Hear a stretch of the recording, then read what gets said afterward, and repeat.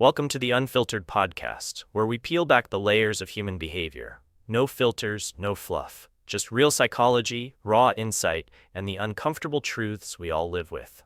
Today's episode is called Why You're Always Overthinking and Still Feel Unprepared for Life. Ever notice how the people who think the most often feel the least certain? They read the books, analyze every scenario, plan for every outcome. And yet, when life shows up, messy, unplanned, raw, they freeze. If that's you, you're not alone. Overthinkers often wear their analysis like armor, but deep down, they're carrying a secret. All that thinking isn't making them feel safer. It's just making them more afraid to move. And here's why. Most chronic overthinkers didn't grow up learning how to feel safe. They learned how to feel in control. Maybe you had to be the responsible one early on. Maybe emotions felt overwhelming, so you learned to escape into your head. Maybe certainty was praised more than curiosity. Either way, somewhere along the line, thinking became survival. But here's the trap. The brain's job is to protect you, not fulfill you. And protection means hesitation, scanning for danger, rehearsing conversations, replaying failures, obsessing over what-ifs. You're not crazy. Your brain just thinks you're still in danger. That's the hidden cost of being mentally sharp. You become so good at seeing possibilities that every decision starts to feel like a potential disaster. So you freeze. You wait until you feel ready, until the perfect moment comes. But here's the truth no one tells you. Overthinking is not preparation. It's procrastination, dressed as logic. And the more you wait for certainty, the more life passes you by. So if you've been stuck in your head lately, if you keep thinking your way into self-doubt, this episode is for you. We'll explore how overthinking masks fear, how it warps your self-trust, and how to start living before your mind talks you out of it, because you don't need another plan. You need permission to act, and sometimes that starts with letting go of needing to know everything. So take a deep breath. You're in the right place. Let's get into it. You built your identity on being smart. Now you're stuck. Here's why. Letting go of the smart kid identity? That's terrifying.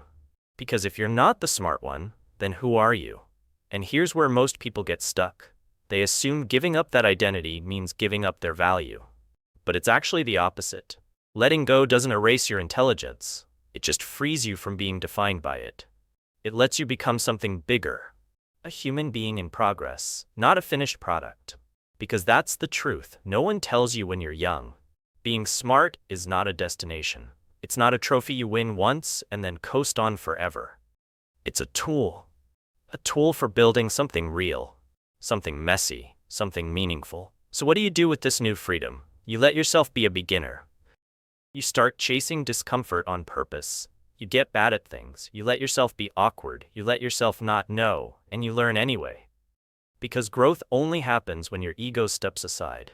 When you stop trying to be someone and instead focus on becoming. When you say, I don't need to prove I'm smart, I need to feel alive. And something magical happens when you give yourself that permission. The world opens up again. You start connecting. Not because you've perfected your personality, but because you're present. You laugh more. You risk more. You screw up and realize it didn't kill you. And then you do it again. Because now, you're not protecting an image, you're living a life. So if you're feeling stuck, if you're quietly carrying the weight of a label that no longer fits, maybe it's time to set it down. You don't need to be the smartest person in the room. You just need to be in the room. Doing things that matter, with people who matter. Even if you're not perfect, especially when you're not perfect, because the smartest thing you can do is stop trying to be smart. And start learning how to be whole. You've been listening to the Unfiltered podcast, where we dig past the surface, peel back the labels, and talk about the real stuff that shapes us. If this episode hit home, take a second to like, subscribe, and share it with someone else who might need to hear this. And remember, growth isn't glamorous. It's gritty. It's honest. It's human. Catch you next time.